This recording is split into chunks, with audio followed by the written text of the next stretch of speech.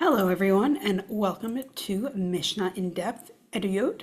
This is the second session where we have the pleasure of learning with Dr. Yitz Landes. This series is part of the Rifka Rosenwein Mishnah Division and is sponsored by your family in her memory.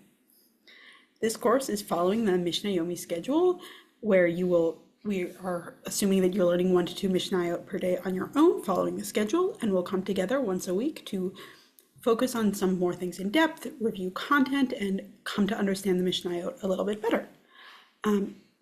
Dr. Yitz Landes is the Assistant Professor of Rabbinic Literatures and Cultures at the JTS at the Jewish Theological Seminary of America, with research focusing on Rabbinic Judaism, the history of the Jewish book, and Jewish liturgy.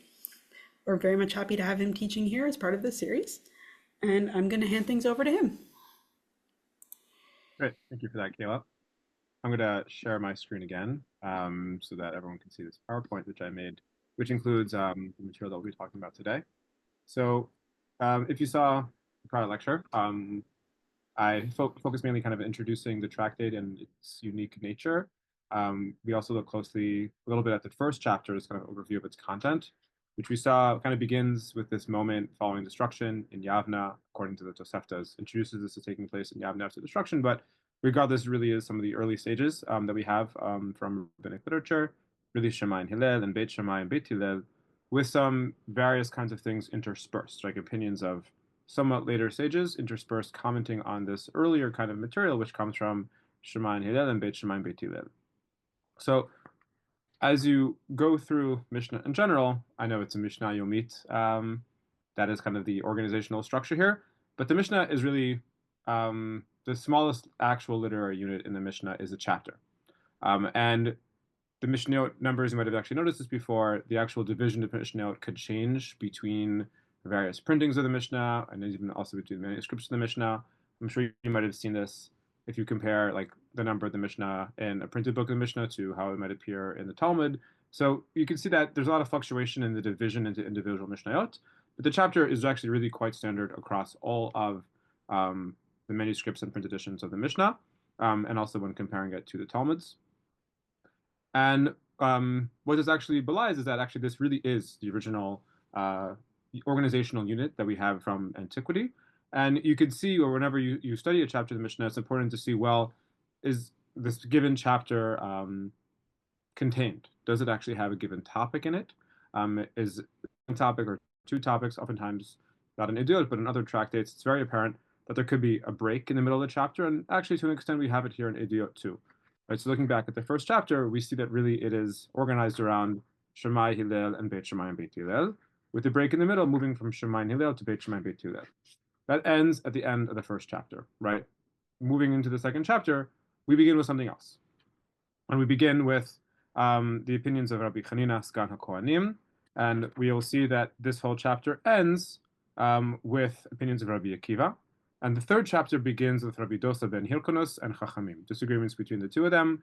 Again, early Yavna, I mean, you could say Rabbi Shmuel and Rabbi Akiva are a bit later on in Yavna than Rabbi Dosa ben Hilkonos, and we'll talk about Rabbi Chanina, Rabbi Chananya, Sgan HaKohanim in a moment. But we could just, by looking at that, we do see that Eduyot, even though it isn't really organized by content the way that other tractates are, it still uses the chapter as a literary unit. And we could even just look to see how what the focus of each chapter would be, and the focus usually is the opinions or the debates between rabbis, given rabbis, and the like. It doesn't entirely work in terms of chronological progression. Hillel and Shammai, yes, that's quite early. Beit Shammai, Beit Hillel, yes, that is quite early. Rabbi Akiva and Rabbi Ishmael, that's early, maybe not quite as early as Rabbi Dosa ben Hilkonos, but eventually we get to this place where we're in Yavna. We're in talking about things which took place in Yavna and that generation. And we'll get back to Beit Shammai and Beit Hillel later on in the tractate as well. So as I mentioned, we're focusing now, we'll kind of move into a place and talking about Rabbi Chanina, Sgan HaKohanim. I know that in terms of the actual number of Mishnah you might have seen over the course of the week preceding this class, it really goes from chapter 1, Mishnah 14, to chapter 3, Mishnah 3. I think we're going to really focus on chapter 2 now, try and look at it in depth. And especially with chapter 3, we'll see that it makes a lot more sense to look at it as a unit because the first chunk of Mishnah in that chapter Doesn't line up perfectly with the Mishnah Yomit schedule, but really it all has to do with a specific stage with Rabbi Dosa ben Hirkunus. So we'll talk about that next week. So for now, let's look at overview of this chapter. We begin with 4 testimonies of Rabbi Hanania Sgan HaKohanim with these additions of Rabbi Akiva. 3 things Rabbi Ishmael said before the stages in Kerem B'Yavna, 3 things said before Rabbi Ishmael, which he seemed to not have an answer to, which are then explained by Rabbi Yeshua ben Matya, seemingly a student of his. 3 things said before Rabbi Ishmael, about which Rabbi Akiva disagreed. 3 things said before Rabbi Akiva, 2 from Rabbi Eliezer and 1 from Rabbi Yeshua. 3 things said by Rabbi Akiva, 2 of which they agreed with him about and 1 which they did not. And then I got traditions of Rabbi Akiva, including a list of things that lasted for 12 months. I mentioned last time that numbers might play a role here in Eduyot, and as you can see already, there is this repetition of 3, right? Oftentimes things come in groups of 3. 3 things that Rabbi Ishmael said, and 3 things said before Rabbi Ishmael, 3 things that Rabbi Ishmael and Rabbi Akiva disagreed about. And that is interesting. We think more about what else comes in 3 in rabbinic literature, and maybe that has something to do with what we're seeing here. And also we can think about, well, why is it not always 3 per se? Why is it 3? Why is it 5 at times? Why is it 4 at times? We'll see other numbers as well come up perhaps, but think about that also as you continue. What numbers seem to reappear and why might that be the case? Okay. So the Perek, the chapter begins with Rabbi Hanania, or at times also Rabbi Hanina in other manuscripts, other contexts, Sgan HaKohanim. So what is the Sgan Kohanim? Sgan, it's also a word in modern Hebrew. It's kind of like the deputy, right? So literally the deputy of the priests, if that is one possible interpretation. And he says, actually, this is something which appears in the Talmud, so it's a later source, and it could be a retrojection, but it's attributed to him.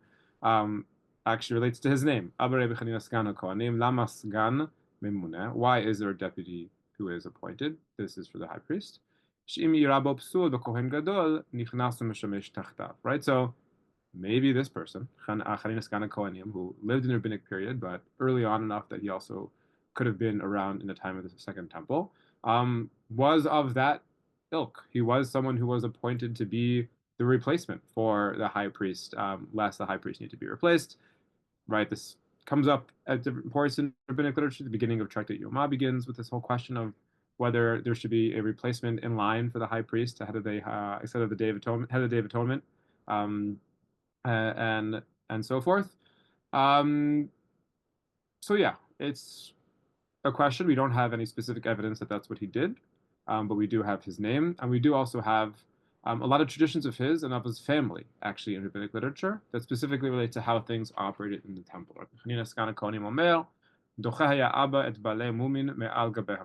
Right? So he has a tradition in Tractates about how his father would deal with, I guess you could say, blemished animals from on top of the altar in the temple. And also in Shkalim, we have traditions having to do with his family, and also, interesting, another family. The bottom of the screen here, 13 shofarot, 13 shulchanot, 13 hishtachavuyot, bowing down, Seiba Mikdash. Shal Beit Rabban Gamliel v'shal Beit Rabbi Hanania Sgan HaKohanim ayu mishtachavin 14. They wouldn't bow down 13 times, but 14 times. So Hanania Sgan HaKohanim, we know from his name alone that he is a priest. Seems to imply that maybe also the house of Rabban Gamliel was also. That they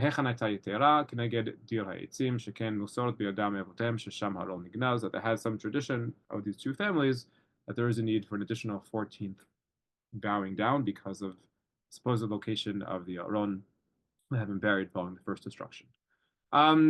So what's important is that we have a rabbi here who is a priest. Oftentimes, actually, rabbinic literature seems to elide priesthood from leadership. You could think of the opening of Tractate Avot, which doesn't talk about the priests, right? It goes from Moshe to the rabbis, and the priests aren't mentioned there as being important in the transmission of Jewish knowledge, which is interesting because we do know from Second Temple literature that the priests are quite central, and even from the Bible, you would say the priests are quite important in that aspect of the transmission of Jewish knowledge. But figures like Rabbi Hanina Sgan HaKohanim kind of hint towards us the role of the priests in the creation of the rabbinic class, right? Where do the rabbis get all this information from about the temple, which is a lot of rabbinic literature, especially a lot of the Mishnah? And also, where do the rabbis come from as an elite leadership in general in rabbinic Judaism. We don't really have parallels to them in the time of the Second Temple. Most religious experts that we know of from the late Second Temple period are priests. Most scribes that we know of are also priests. Most historians, the only historian, Josephus, that we know of, was also a priest. And the rabbis don't talk that much about their priesthood, but we have figures like this who clearly were priests. And then between the lines here and there, you do see actually that quite a few of them might have actually come from priestly families. And so the thinking among scholars is that while it only really is explicit with figures like Chanina Skana Kohanim, we actually might be able to ascertain that the rabbis as a religious class, as religious leaders, might have actually come from kind of the remnant of the priests from the Jerusalem temple. And specifically, the terms oftentimes used is the clerical class, right? People who might have been involved in the administration of the Jerusalem temple, who by nature, by dint of having worked in the temple, were religious experts, contained a lot of religious knowledge. That's where the rabbis come from. And so again, this gets back to Eduyot is kind of a snapshot of that moment of kind of coming from Jerusalem to elsewhere in the land of Israel, and this creation of a new rabbinic class, a new class of Jewish leaders that comes out of the remnants of the temple, and even some of the figures might be specific characters who were elites in both settings, both in the temple and also in the rabbinic movement. And you could also see two interesting things about Rabbi Chanina's Drisha and Bavli Ta'anit seems to relate to his having witnessed the destruction. Rabbi Chanina Skana Kohanim, Kedai hu bet Elokenu le'aber alav tefillah pam achat b'shana. This has to do with the prohibition on immersing on the day of the 9th of Av, seemingly because maybe this image of the destruction was so vivid for him and he remembered it so strongly that he was therefore willing to say, yes, people should not immerse themselves on that day because of what was lost. And then interestingly, his saying in Tractates Avot, Rabbi Chanina Skana Kohanim Omer, Avei mitpalel b'shloma shel malchut she'ilmele mora'a ish et re'eyu chaim bal'u. Right? So you actually should pray for the well-being of, I guess you could say, the political structure, whatever it is, for the kingship, the royalty, clearly the non-Jewish one, because of its importance in this maintaining world order, right? For someone who had witnessed the destruction, it's perhaps a striking thing to say, right? He saw a foreign political government or the government that ruled over his territory that wasn't Jewish destroy his temple, and perhaps the conclusion is we should actually be thankful for that government. And what we have here instead is really a critique, perhaps, of the Jewish infighting that led to the destruction of the temple. So hard to know what exactly all this stuff means. The rabbis, unfortunately for us historians, don't talk quite explicitly about their origins or even that much explicitly about their attitude towards government and politics. But it's a fascinating figure who really is at the cusp of this massive, massive shift in Jewish life, and seems to have actually witnessed huge, huge historical events in world history and specifically in Jewish history, and seems to respond to it in some ways, but never so explicitly for us. So now we'll talk about how he actually functions as that kind of bridge.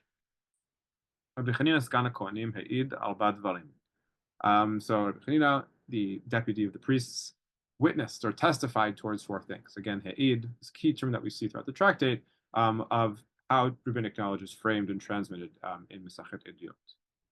Mimehem shel Kohanim, right? And throughout the days of the priests, לא נמנעו מלשרוף את הבשר שנטמא בבלת הטומאה, עם הבשר שנטמא באב הטומאה, אף על פי שמוסיפים טומאה על טומאתו.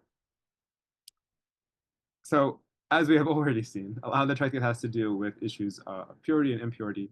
And here specifically, the issue is that something might become even more impure. There are different levels of purity. We don't have to get into all of it now. But the main thing is that there is this opportunity here, or the priests did not worry about that. Once something is impure, things could become more impure. That specific thing could become more impure, and it's not something which bothered them. Rabbi Akiva, כהנים לא נמנעו מלהדליק את השמן שנפסל בטבול יום בנר שנטמא בטמא מת, אף על פי שמוסיפים טומאה על טומאתו. And Rabbi Akiva hosif, and it seems like here too it is a tradition that he has. Right? He doesn't say we learn from this.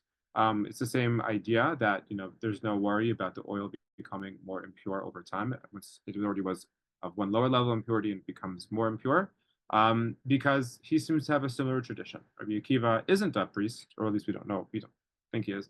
He definitely is not Skana Kohanim. He didn't witness things. He probably couldn't have even chronologically witnessed things the way that Rabbi Chanina Skana Kohanim did. But he too has traditions, and it is brought here in line with, since it is in keeping, or it's the same principle of what we saw in the prior statement. So again, think about how the tractate might have developed over time. In the first chapter, we also saw this situation where you might have arguments between Hillel and Shammai, or Beit Shammai and Beit Hillel, and additional things are added onto it. Here, though, it is specifically also some kind of tradition that is added. It isn't necessarily an argument. It's not as if he is commenting on Rabbi Chanina Kohanim's statement. It rather is, maybe he said this separately, Rabbi Akiva. Maybe he said the same thing somewhere else, and then the editor of the tractate said, oh, I have Chanina Kohanim's testimony, and I know a similar statement by Rabbi Akiva, so I'm going to add that in here. Right, I'm just trying to think of other examples. Again, he could have said this without explicitly responding to Chanina. We'll get back to why that's important as we see how Rabbi Akiva appears elsewhere in the context of Chanina Skana Kohanim's statement. So already we'll see him right now. Amar Rabbi Chanina Skana Kohanim, right? We had beforehand Eid Arba Dvarim and then Mehem Shel Kohanim. So he introduces 4 statements through this term of testimony, or the Mishnah has him introduce it in this way. And then he has a statement that begins throughout the days of the priests. And now it starts and says, Amar Rabbi Chanina Skana Kohanim. Rabbi Chanina Skana Kohanim says. Again, it might seem like I'm kind of belaboring a point, but note the terminology here. I have never seen the skin of a sacrificial animal go and be destroyed, right? Because the skin goes to the priest usually, right? The skin is something which is part of the priestly gifts, you could say. It's things which they benefit from, just by virtue of them being the ones who have to work in the temple. The animal is eaten, or the animal is burnt, and the skin goes to them. Amar Rabbi Akiva, midvarav lamanu, shemafshit et habechor v'nimtza treifa sheyotu hakohanim be'olo. Right? So Chanina is talking about sacrifices. And here Rabbi Akiva switches talking about the bechor, which goes to the high priest, which goes to the priest rather. And the same thing could happen with the bechor, right? If the bechor, if the firstborn animal is discovered that it also has some kind of blemish, that they too might get the skin of the animal in that case. We'll get back to this in a moment, but interesting here to note already that this is different than the prior inclusion of Rabbi Akiva's statement, right? In the prior Mishnah, we have Hosif Rabbi Akiva. This is something which Rabbi Akiva added to the testimony of Rabbi Chanina Skana Kohanim. I guess you could say maybe the editor didn't. If the editor would have put it in, that means that the editor also added the terminology of Hosif, whereas if Rabbi Akiva himself added it, that means he's responding to Chanina's opinion or testimony. Here, he isn't adding, but rather he is learning from Chanina Skana Kohanim. He's learning from a statement of Chanina Skana Kohanim, from that principle, and applying it elsewhere in an adjacent area of halacha. The sages say, "V'chachamim omrim lo ra'ino eno ra'aya," right? Ela yotzei levet hasrifa. Actually, no. And if an animal, or here's the question how to interpret this line: are the sages responding to Rabbi Akiva, or are the sages responding to Chanina Skana Kohanim? And the commentators differ on that. But the point being is that they definitely say that no, actually there are times that the skin still goes to be destroyed, even if the blemish was only discovered relatively late in the process of preparing the animal. So that could be the bechor, or it could be case of a sacrifice. So this is a famous line, lo ra'ino eno ra'aya, parallels the English statement, right? The absence of evidence isn't evidence of absence. But essentially it kind of has to do with the area of testimony, right? We are still sticking in this thing of this, the way that it's working here isn't by halachic principle exactly, but it's more, again, referring to what someone said, what someone heard rather, or saw, and it revolves in that nature of what we see and what we don't see and how we can learn from that. It's like a observational argument as opposed to halachic argument per se. We're going to read, I guess this is the last slide kind of his statements.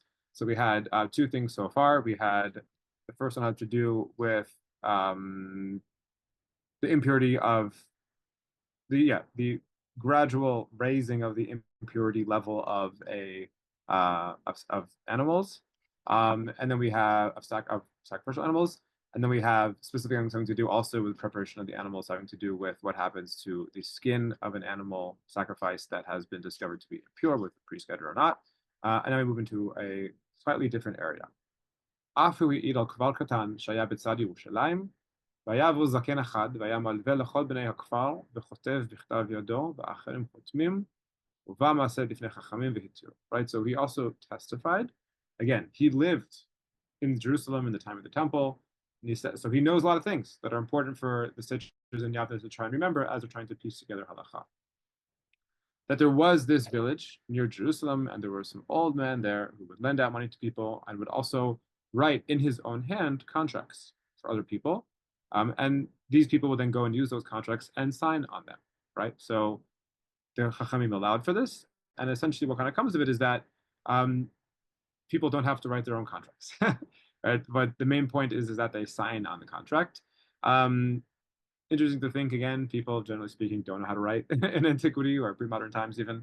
And so it makes sense that there'd be some people who do that better than others. And good to know also that, this is a halachically permissible function, a process. לפי דרכך תלמד שהאישה כותבת את גיתך והאיש כותב את שוברו, שאין קיום הגט אלא בחותמה. Right, so usually the man has to write the get and the woman has to give the shoval. But from this principle, we learned that actually it could be even the other way around. Even the woman could write her own get, and the ish could write his own shoval, his own receipt, because the way that the documents actually work is by signatures. Okay.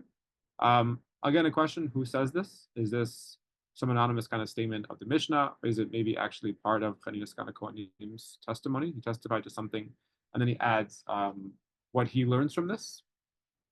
Unclear. We read either way. And his last thing is ve'al machat shenimtzet b'basar, right? So animal sacrifice, and then we see that there is some kind of needle, which we assume the needle to have been impure. Shasakin v'hayadayim toholot, right? The actual the knife that was used and the hands that were used to prepare it are pure. The meat itself of the animal becomes impure. V'imnim said the perish, if it comes out in feces, hakol tohor, right? So whatever touches the skin, it is assumed to become impure. But because there is some kind of, I guess you could say, uncertainty around whether it touched anything else, uncertainty regarding impurity and impurity in a public place, including the temple as being public, in that case, impurity is not imparted. That's kind of the principle which is brought there. And he basically testifies to the enactment of that ruling, right, or enactment of that practice, in which, again, if there is a case of uncertainty in a public space, impurity is not imparted. It's a bit of an awkward rule, but that is the ruling. Interesting thing is also that, I guess we would think biologically that if the needle comes out in the feces, that means the animal ate the needle, and we would assume that it touched the skin. But I guess here there is enough of a uncertainty around that even the animal's flesh does not become impure. So we have 4 different things, and we can look at them like this. So Rabbi Chinas Kanakonim Ha'id about Dvarim, right? He comes off and he testifies 4 things. And then note that we only really have the language of Ha'id one more time, where we have it bolded here, Ahu Ha'id, because you could say the first one, he doesn't necessarily need to introduce it, right? He says Ha'id about Dvarim, he says something. And then the term goes Afu Id, he testified to additional thing. And then Vi'al, with the last thing, with the 4th thing, you don't really need to use the term of testified one more time, because Vi'al is kind of implies that, and he also testified about. Interesting, what stands out is the second one. Amar Rabbi Chanina Skan HaKohanim, right? Which has a different term. Remember, I believe at the point earlier that we should note all these terms. Starts off saying he testified 4 things, and then basically the first one, you don't need to have an additional term saying that because it's obvious that this is part of his testimony. And then a verb of testimony is used explicitly in the 3rd thing and implicitly in the 4th thing. But for the 2nd thing, there actually isn't a term of testimony. And the opposite, we actually have just kind of the normal term which we see all over the Mishnah, which is so-and-so said. And this led Yaakov Nachum Epstein, who I mentioned in the last class, to say actually that maybe this didn't include his this wasn't initially there. This Amar Rabbi Chinas Gan HaKohanim statement was not part of the initial organization or the initial kind of collection of things that were written here, just because it kind of differentiates the term, because it's differentiated by term here, and it breaks the flow of testimony. And I guess you could say on top of that, remember we had that question of, well, where did these things come from, right? All the different things that we see here, are they collected from elsewhere in the Mishnah, or is it some kind of initial collection of sayings that when we have them elsewhere in the Mishnah were copied from here to there? Or maybe they appear in both locations kind of by chance because they both kind of come from an original source. So this is the kind of evidence which Epstein would use to say, oh, well, maybe there is some kind of funny business here, and this is a sign of this specific collection as having also been made up in part by things which were copied and pasted from elsewhere in the Mishnah. So on top of that, we see that actually that what's highlighted here in red, I should say, does appear elsewhere in the Mishnah.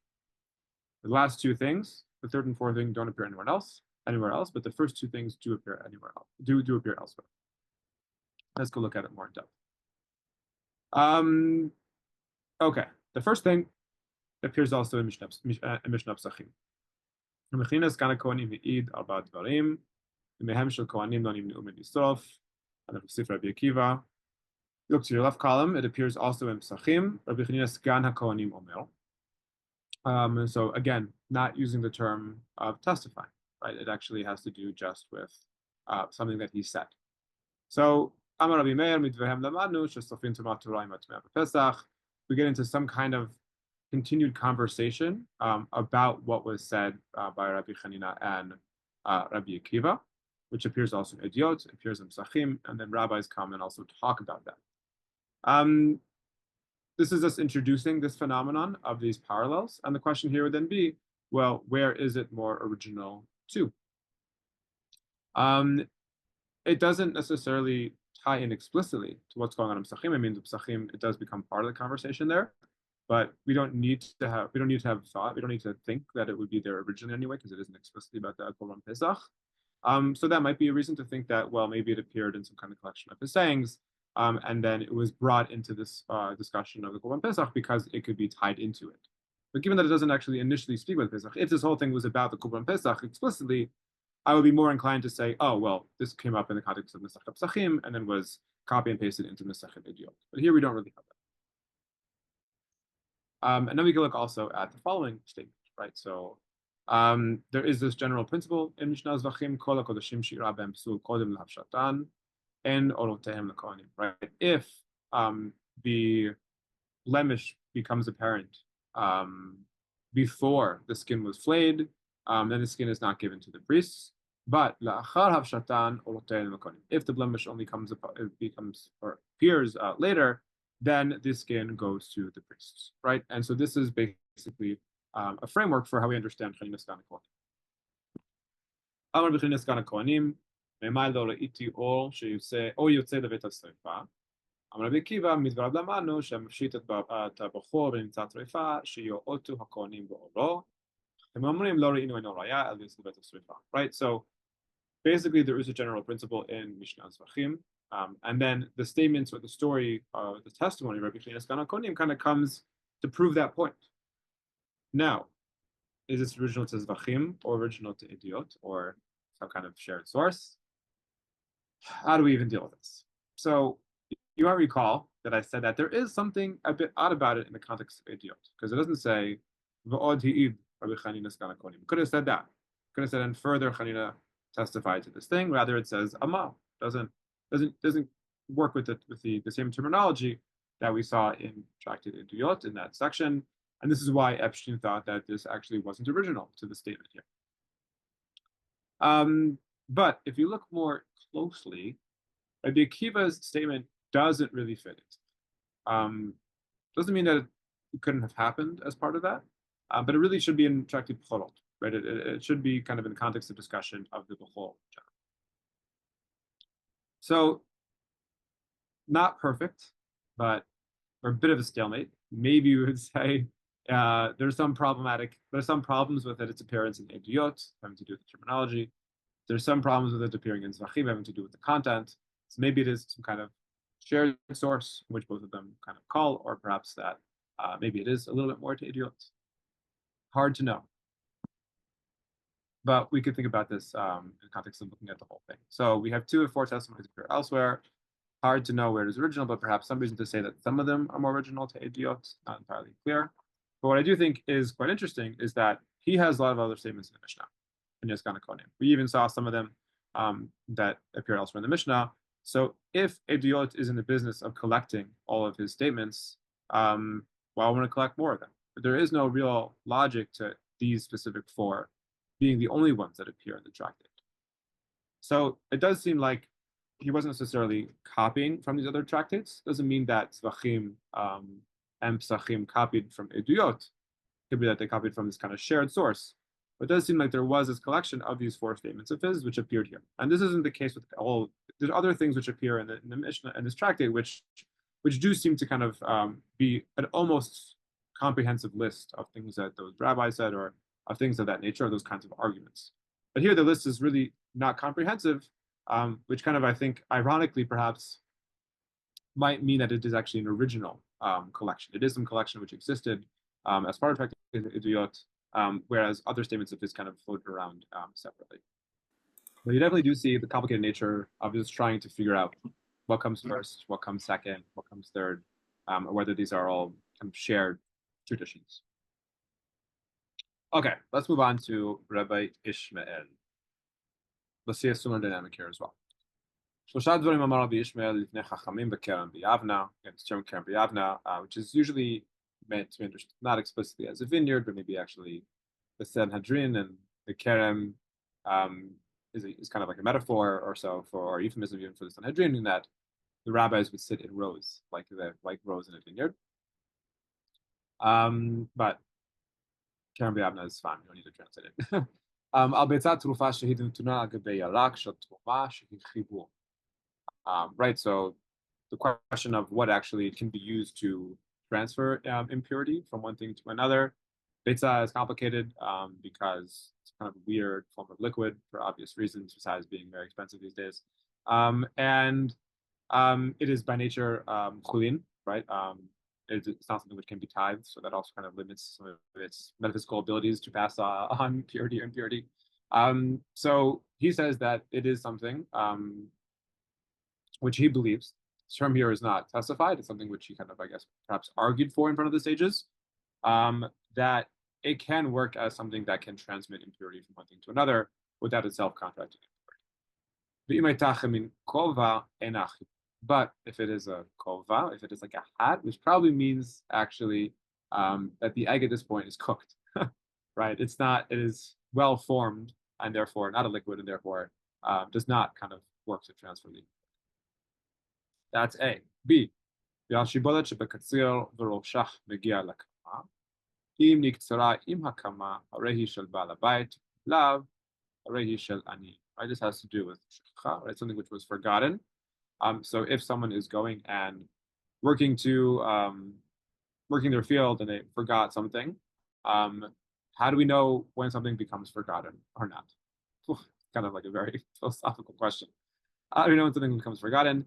If it is still possible for that person to gather that stock, because with kind of one fell swoop, because it is close to other ones, it is not yet forgotten. But if it is quite distant from the other stocks, therefore it is forgotten and it goes to the. מגינה קטנה שהיא מוקפת אריס, אם יש בה כמלוא בוצר וסלו מכאן, ומלוא בוצר וסלו מכאן, תזרע. ואם לאו, לא תזרע. Right, so can't just plant seeds in a vineyard because of issues of kilaim. So how do we know if we have kind of an empty plot of land inside a vineyard that we could then use to grow something else, or whether it is just kind of some patch of land which is actually still part of the vineyard itself and therefore cannot be used to grow something else? He says basically, if you go in the world, you see that the person who harvests the grapes and walk on either side of that with their basket, enough space kind of separating the two. Therefore, we know that this plot of land in the middle of the vineyard can be used for something else. Okay, so we left off basically this kind of summarizing this Mishnah and what's going on with the Mishnah. So now, see here too that we again have a parallel highlighted in red. that this section, appears in the tractate. Might be able to guess which tractate. And here, it appears separate from that. It doesn't appear with the reference to Rabbi Ishmael. Again, giving us kind of this difficulty of understanding what comes first. I think because it appears so differently in Payah, that we actually might, in this case, be able to say we have it really as part of the collection of statements of Rabbi Ishmael specifically. And if it appears so differently in Payah, well, it's the same language, the context is quite different. I think actually this is kind of a stronger case to say that the Mishnah and Payah, the tractate there, is really borrowing from. So we did 3 things of Rabbi Ishmael in front of the Chachamim, and now we have 3 things that he cannot explain. And this is interesting, actually. It's always helpful whenever you read the Mishnah or the Talmud to go to these kinds of books. This is a fantastic encyclopedia, which help understand this kind of the different biographies of the rabbis. So we have Rabbi Ishmael, and then we have another figure, Rabbi Yeshua ben, right? I'm going to read out loud what it says in this biography. This is right within Eduyot. Yeshua ben Matya, a Tana b'dor hashlishi already. So he's a Tana of the 3rd or 4th generation. Kanyueta b'dor Rabbi Ishmael, perhaps a student of Rabbi Ishmael. Uva rak pam achat b'Mishnah. He's only brought at one point in the entirety of the Mishnah, which is here. Okay, so basically the assumption he's a student is just based on the fact that he here responds to Rabbi Ishmael, because he doesn't understand what the halacha is. Rabbi Ishmael doesn't know what the halacha is, and Rabbi Yeshua ben Matya appears and explains it. But again, this goes back to something which is unique about the tractate, and that is that it has rabbis that only appear there. This occurs also in Masechet Avot, but it is something to note that there are some figures here who don't appear elsewhere, which again speaks to the tractates. Right, so if someone has some kind of a pus in a oil or something like that on their skin, if you open it up, if it's just to open it up, that is, I guess, some kind of form of construction, a boneh, and therefore Rabbi Yeshua ben Matya says to Rabbi Ishmael that you are obligated, you violated the Sabbath, but it's in order to just release the pus, that is okay. Someone who was hunting a snake, right? If it's just something which they are doing to protect themselves, but not for hunting itself, they are not obligated. But if they're doing it, I guess, basically to somehow create some kind of medicine outside of the snake, that is not possible. Kind of, I looked this up. It's very hard to understand what the reality is, but it seems like it's some kind of dish or that is a bowl that is first created as a sphere and then cut in half.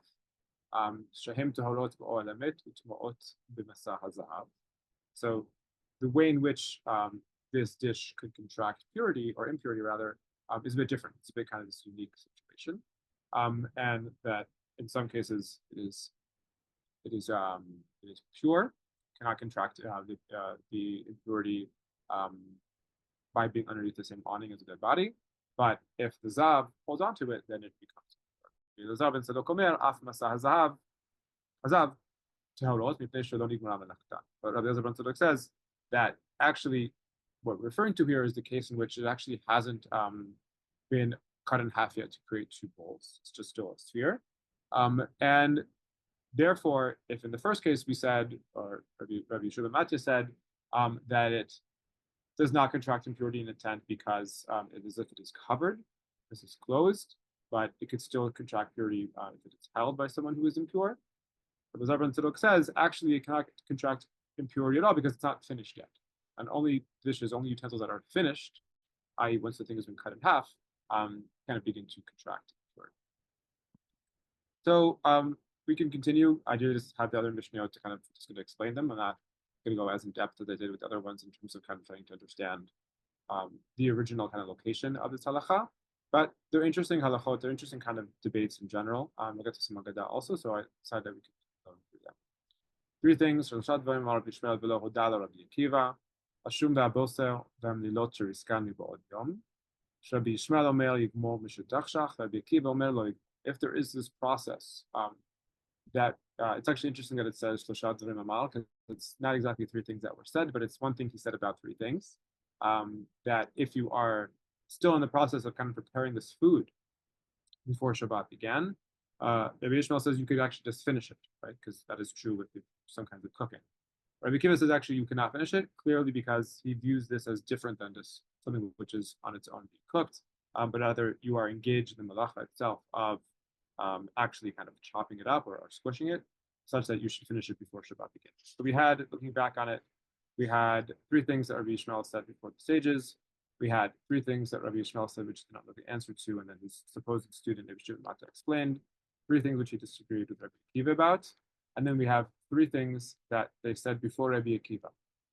Right? Three things that they said before Rabbi Akiva, unclear why. But two of them are in the name of Rabbi Eliezer, one of them is the name of Rabbi Yeshua.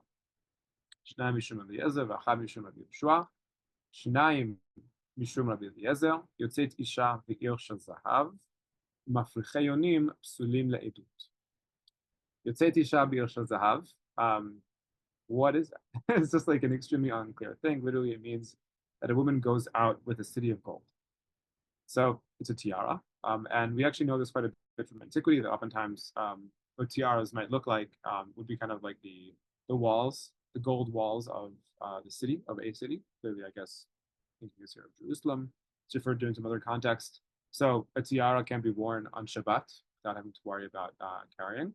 And those who bet on birds are not allowed to give testimony, known also from the Sechet Sanhedrin. ואחד, משום רבי יהושע, השרץ בפי חולדה ומהלכת על גבי כיכרות של תרומה, ספק נגע, ספק לא נגע, ספקות טהור. So if a vermin has a sheretz, creepy crawler, in its mouth, which would contract, which would kind of pass on impurity to something, and it's onto truma, because there is this safek, because there is this question of uncertainty, therefore there is the truma remains pure. I think this is interesting because it maybe gives us an insight into some kind of realia. We don't really know like what the setting is. Why would someone say things before Kiva? Try and think to like what is the kind of pedagogical context in which this occur, and it's why isolate these specific things. And we know so little about what rabbinic learning and rabbinic decision making looked like in Yavna. This is almost 2,000 years ago.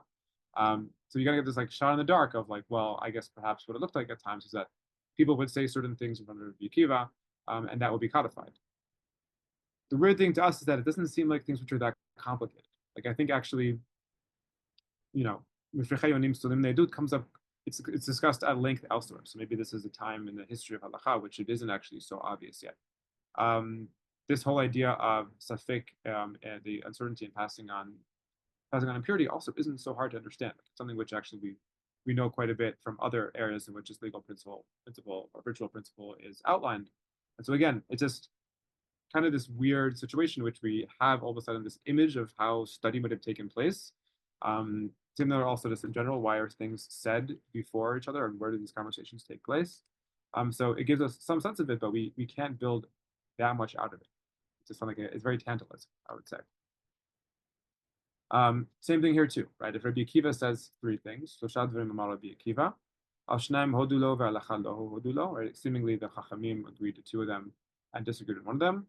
Where does that take place? Is it a general kind of, is this a specific moment in which he says it? Or is it, generally speaking, there are three things in which Rabbi Akiva and the Chacham disagree, which is not the case. I mean, there are many other things which Rabbi Akiva says that elsewhere in the Mishnah, the Chachamim say something else about. So again, there's Eduyot just kind of raises, in some ways, it raises a lot more questions than it answers, and scholars have tried to use it to explain all sorts of things in the history of the Mishnah, but ultimately, again, it raises more questions than it answers.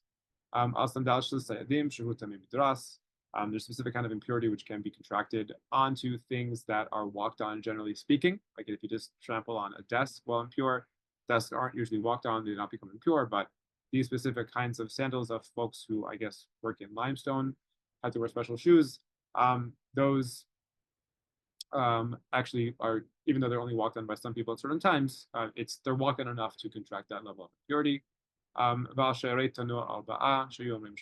If an oven falls out of use, can it still contract impurity? If things are destroyed, they no longer contract impurity. The question is, when do they really destroy them? So they would say it needs to be entirely down to 3 handbreadths in sizes of pieces to no longer contract impurity.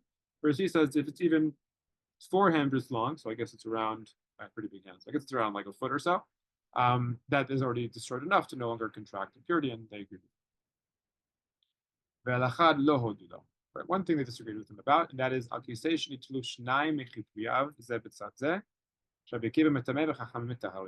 so a chair that lost 2 of its planks.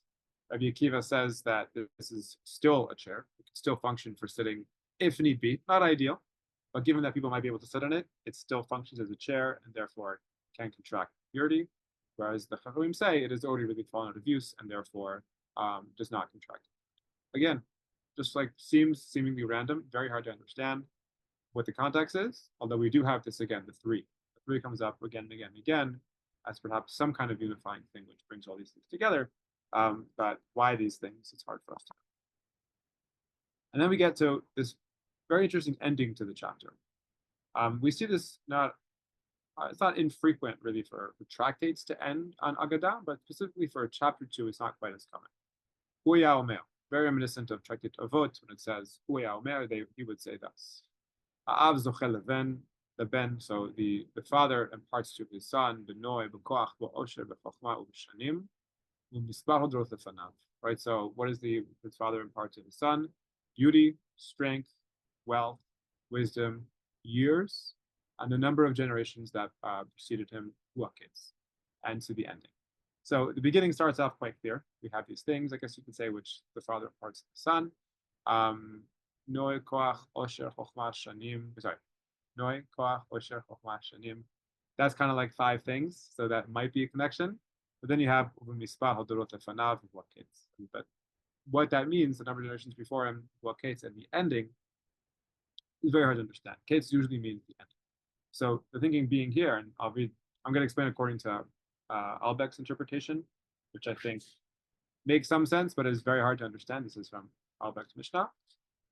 שנאמר כל הדורות מראש, אף על פי שנאמר, ועבדום ועינו אותם 400 שנה, ונאמר בדור רביעי ישובו. So, as it says about God, at least, that he kind of knows the number of generations. He already decided how many generations there will be on earth. Even though it says, ועבדום ועינו אותם 400 שנה, but there is kind of, perhaps his understanding according to Albeck, is there is this kind of flexibility still around the number of years in each generation, but the generations are still fixed. A lot of people are trying to understand this, and I have not seen any 100% convincing understanding, but I do think the principle kind of makes sense here, and we have to work on how exactly it fits within the context of what he's saying with Sukim. But the father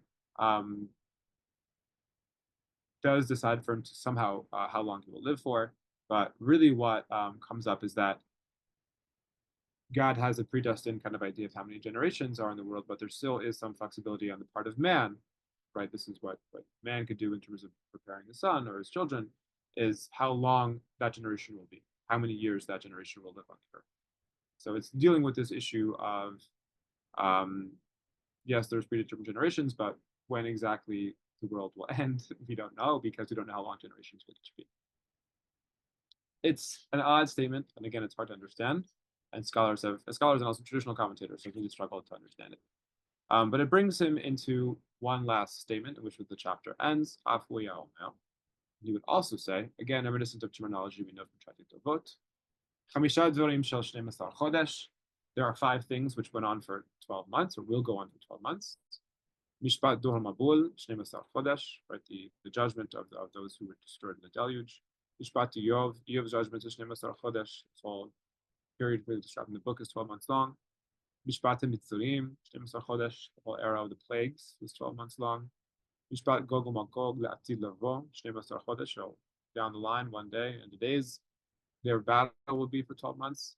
Mishpat Risha'im beGehanom, 12 chodesh, that the judgment of the evil ones in hell is for 12 months. Because midei chodesh b'chodsho sounds as if it is each month, so it should be 12 months. This is again also why mourners say kaddish for 11 months, because would it be for 12 months? That would imply that their person in their mourning is a rasha, so that's why we stop at 11 months.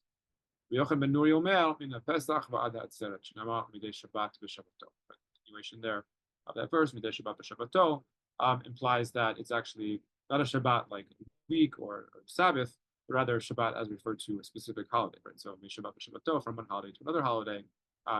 What chunk of time do we usually refer to in that panel from one holiday to another? In that pattern from one holiday to another holiday is Pesach to Utzer. So that's actually how long the evil ones struggle in Gehenna.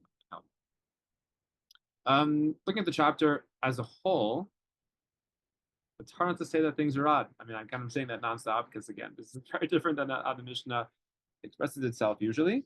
But we started Rabbi Chanina's Kana Kohanim with this sage who kind of really comes at this juncture between the temple-based Jerusalem community to Yavna.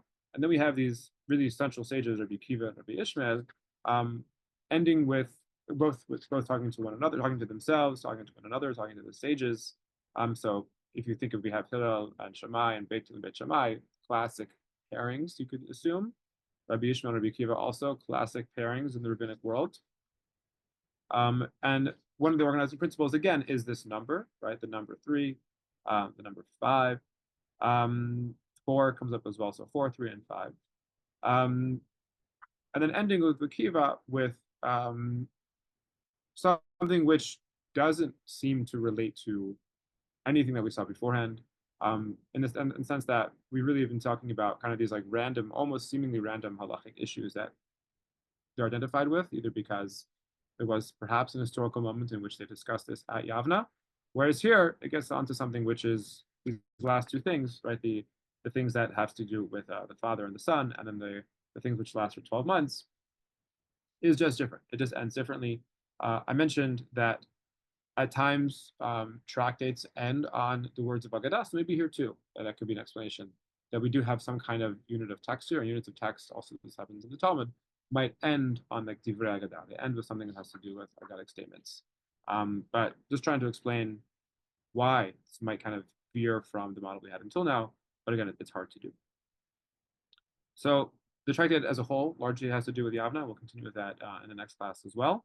But one thing we didn't talk about this much, but this time, I did mention it last time, is if we can in some ways kind of abstract towards how we would describe the areas of halacha that are used here, the areas of halacha that are talked about here, how would we describe it, right? So we can think about that again also as you prepare for next mishnayot.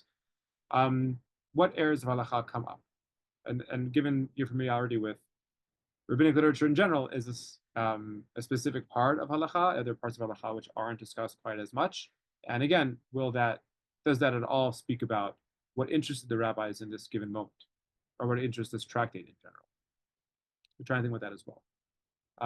But yeah, we could stop there. All right. Well, I'm just can't stop sharing, and I want to thank you, Dr. Landes, for teaching today. While this class is a pre-recorded lecture in lieu of our originally scheduled March 25th, I hope for us all to be learning together live the following Tuesday, and to see as many of you as possible. Yeah, I'll see you then. Thank you, everyone, and be well.